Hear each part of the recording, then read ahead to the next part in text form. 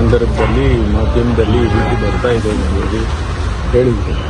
ಆಮೇಲೆ ನಮ್ಮ ಅಧಿಕಾರಿಗಳಿಗೆಲ್ಲ ಮಾತನಾಡಿಕೊಂಡು ವಿಷಯಗಳನ್ನು ತಿಳ್ಕೊಂಡು ಮಾನ್ಯ ಮುಖ್ಯಮಂತ್ರಿಗಳಿಗೆ ಮಾತನಾಡಿದ್ರು. ಮುಖ್ಯಮಂತ್ರಿಗಳು ಟೂರ್ನಲ್ಲಿ ಬಾದಾಮಿ ಮಾತಾಡಿ ಇದೆಲ್ಲ ಈ ರೀತಿ ಆಗಿದೆ, ತಕ್ಷಣ ನಾವು ಇದರ ಬಗ್ಗೆ ಕ್ರಮ ತಗೋಬೇಕು, ಇಂಥದ್ದನ್ನೆಲ್ಲ ಇಲಾಖೆಯಲ್ಲಿ ನಡೆಯೋದಕ್ಕೆ ಬಿಡಬಾರ್ದು. ಆ ಕಾರಣಕ್ಕೂ ಅವ್ರು ಎಷ್ಟೇ ದೊಡ್ಡವರಿರಲಿ, ಹಿರಿಯವರಿರಲಿ, ಯಾರೇ ಇರಲಿ ಅಂತ ಹೇಳಿದ ಮೇಲೆ ಅವರು ಕೂಡ ಸೂಚನೆ ಕೊಟ್ಟರು. ಇಮಿಡಿಯೇಟಾಗಿ ಅವರಿಗೆ ಸಸ್ಪೆಂಡ್ ಮಾಡಿ ಎನ್ಕ್ವೈರಿ ಮಾಡಿ ಆಮೇಲೆ ಅವರಿಗೆ ಅವರೇನೋ ಹೇಳಿಕೆ ಕೊಟ್ಟಿದ್ದಾರೆ, ಅದು ಸುಳ್ಳು ಹಾಗೆ ಅಂತೇಳಿ. ಅಂಥದ್ದೇನಾದ್ರು ಇದ್ದರೆ ಅದೇ ಆನಂತರ ನೋಡೋಣ. ಆದರೆ ಮೇಲ್ನೋಟಕ್ಕೆ ಇದು ಕಾಣಿಸ್ತಾ ಇರೋದ್ರಿಂದ ಅದನ್ನು ಇದು ಯಾರಿಗೂ ಗೌರವ ತರೋದಿಲ್ಲ ಅಂತ ಹೇಳಿ ಹೇಳಿದ ಮೇಲೆ ಸಸ್ಪೆಂಡ್ ಮಾಡಿ ಮುಂದೆ ಎನ್ಕ್ವೈರಿ ಆಗುತ್ತೆ.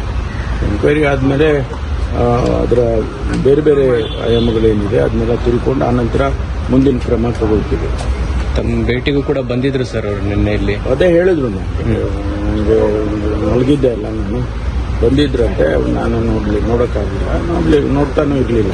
ಯಾಕೆಂದರೆ ಇಂಥ ಸನ್ನಿವೇಶದಲ್ಲಿ ನಾವು ಭಾಳ ಇದಾಗಿ ಇರಬೇಕಾಗ್ತದೆ. ಅದಕ್ಕೋಸ್ಕರ ನಾನು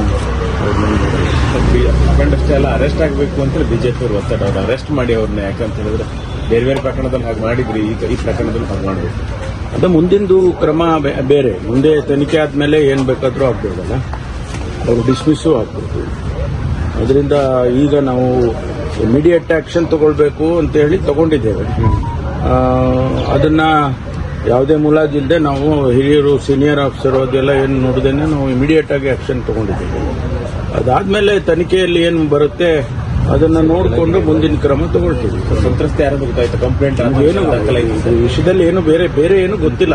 ಮೇಲ್ನೋಟಕ್ಕೆ ಈಗ ಗೊತ್ತಾಗಿರೋದು ಅಷ್ಟು ಬಿಟ್ಟರೆ ಬೇರೆ ಯಾವುದೇ ವಿಚಾರಗಳು ಅದಕ್ಕೆ ಸಂಬಂಧಪಟ್ಟಾಗಿ ಗೊತ್ತಿಲ್ಲ. ಸರ್, ಇಂಥ ಘಟನೆಗಳು ಪೊಲೀಸ್ ಇಲಾಖೆಗೆ ಎಷ್ಟು ಮುಜುಗರ ತರುತ್ತೆ ಸರ್? ಖಂಡಿತವಾಗಿ ಪೊಲೀಸ್ ಇಲಾಖೆ ಒಂದೆಲ್ಲ ಯಾವ ಇಲಾಖೆನಲ್ಲಾದರೂ ಕೂಡ ಅದು ಯಾರು ಅದನ್ನು ಒಪ್ಕೊಳ್ಳಲ್ಲ. ಅದರಿಂದ ಅದಕ್ಕಾಗಿ ನಾವು ಇಮಿಡಿಯೇಟ್ ಆಗಿ ಆಕ್ಷನ್ ತಗೊಂಡಿದ್ದೀವಿ. ಮುಖ್ಯಮಂತ್ರಿಗಳು ಕೂಡ ಬಹಳ ಅಪ್ಸೆಟ್ ಆಗಿದ್ದಾರೆ ಸರ್ ಈ ಘಟನೆ ಬಗ್ಗೆ ಅಂತ ಸರ್. ಮುಖ್ಯಮಂತ್ರಿಗಳು ಆಗಿದ್ದಾರೆ, ನಾನು ಆಗಿದ್ದೇನೆ. ಯಾಕೆಂದರೆ ಇದು ನಮ್ಮ ಇಲಾಖೆ ಆದದ್ರಿಂದ ನಮಗೂ ಕೂಡ ಇದು ಸರಿ ಕಾಣಿಸೋದಿಲ್ಲ. ಸರಿ, ಥ್ಯಾಂಕ್ ಯು. ಅಲ್ಲಿ ಮತ್ತಷ್ಟು ಸುದ್ದಿಗಳಿಗಾಗಿ ನೋಡ್ತಾ ಇರಿ ಪಬ್ಲಿಕ್ ನ್ಯೂಸ್ 24x7. ಇದು ಸತ್ಯದ ಧ್ವನಿ.